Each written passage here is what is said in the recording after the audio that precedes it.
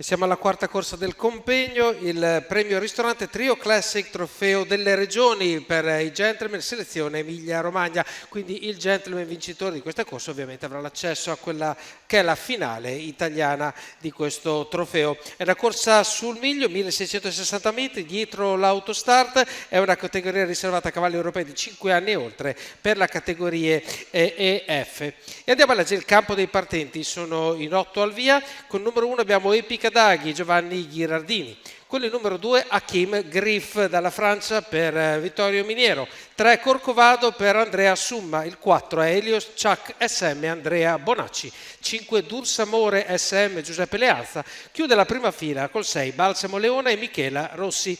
La seconda fila è riservata a solo al numero 8 Frank Bye Bye con Matteo Zaccherini e in vista del ritiro appunto del numero 7 dell'Alba.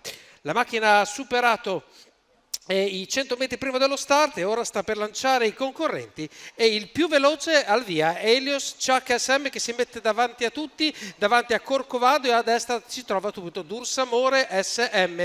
Helios Chuck SM è un po' la prima sorpresa della corsa, ma fino a un certo punto, perché è un cavallo che ha uno scatto iniziale sicuramente importante. Insiste Dursamore SM che vuole andare in prima posizione, 200 metri in 14,8, un po' combattuto. Andrea Bonacci prova a trattenere il suo per lasciare sfilare Dursamore SM con Giuseppe Leanza, che ora continua nella sua fuga, nel suo incedere molto veloce, e arriva così a compiere i 400 metri in 29,8, e davanti e ha una lunghezza e mezzo di vantaggio su Helios Chuck SM. Gli altri seguono in fila indiana perché il ritmo è stato abbastanza rovente fino a questo momento. In terza posizione abbiamo Corcovado e arriviamo ai 600 metri in 45,5 con sempre Dursamore SM che è un po' sorpresa davanti a tutti, e Giuseppe Leanza conduce il gruppo davanti anche alle tribune, sempre seguito dal numero 4 Helios Chuck, il 3 Corcovado, e poi arriva a destra Frank Bye Bye con Matteo Zaccherini con dei cavalli più attesi.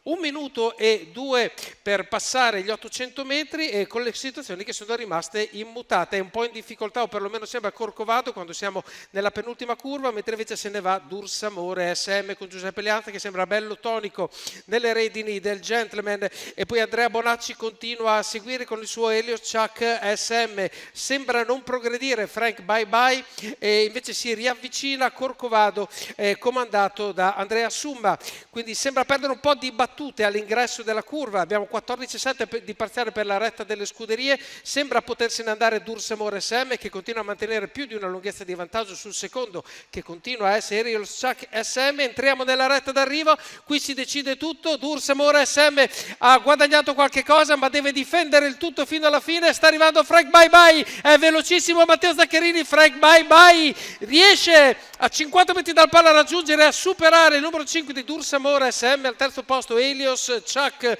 SM difende la terza moneta, 1,15,4, 2,52 per il rotolo completo di questi 1660 metri.